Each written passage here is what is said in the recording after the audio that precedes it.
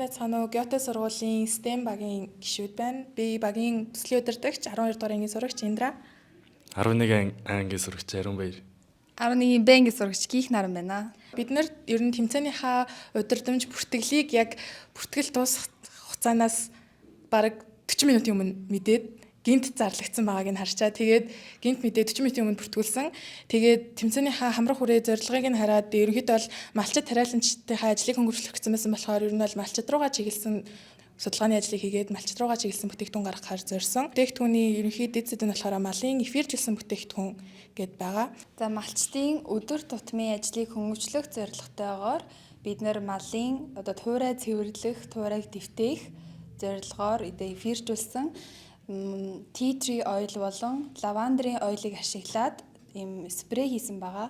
Энэ спрейний давуу тал нь болохоор туурай цэвэрлэх, эсвэл малын ил шархан дээр түрхэхэд эдгэрэлтийг дэмжих, өрөвслөөс хамгаалах, малчдын ажлын хөнгөвчлөөд дэвтээх, тэгээ бас мөөгөнцрөөс хамгийн гол нь сэргийлдгээрээ онцлогтой бүтээгдэхүүн байгаа. Тэгээд манай бүтээгдэхүүний найрлаганд нь болохоор мондны хандтай тос буюу бас ус нь тэгээд 100-аас эфирийн тосууд тэгээд лавандер тэгээд мөнгөжлс ус гэсэн найрлага орсон тийм цэцлэг байгаа.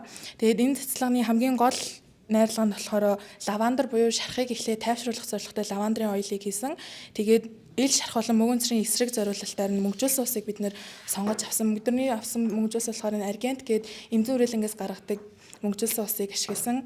Тэгээд өөрөөсөө эфирийн тос лавандрын эфирийн тосыг олж авсан. Тэгээд tea tree oil буюу модны ийм хандтай тосыг усыг ашиглаж цацлага бэлдсэн. Тэгээд ерөнхийдөө бол бидний бэлдсэн хугацаа маш шахуу байсан. Богино хугацаанд бэлдсэн. Тэгээд сэдвэж гисэн бөөнөрөө ярьж агаад бөөнөрөө шидээд айгу хурдтай хийсэн. Тэгээд одоо байгаа бэлэн болохоор зөвхөн прототип нь байгаа. Дөнгөж ихний хэсэг нь л байгаа. Тэгээ энэ нь илүү сайжраад тэгээ бид нараас энэ дээрээ нэмээд үнэртүүлэгч тэгээд бальзам гэсэн хоёр төрлийн бүтээгдэхүүнүүдийг нэмж өргөжүүлэхээр бэлдсэн байгаа.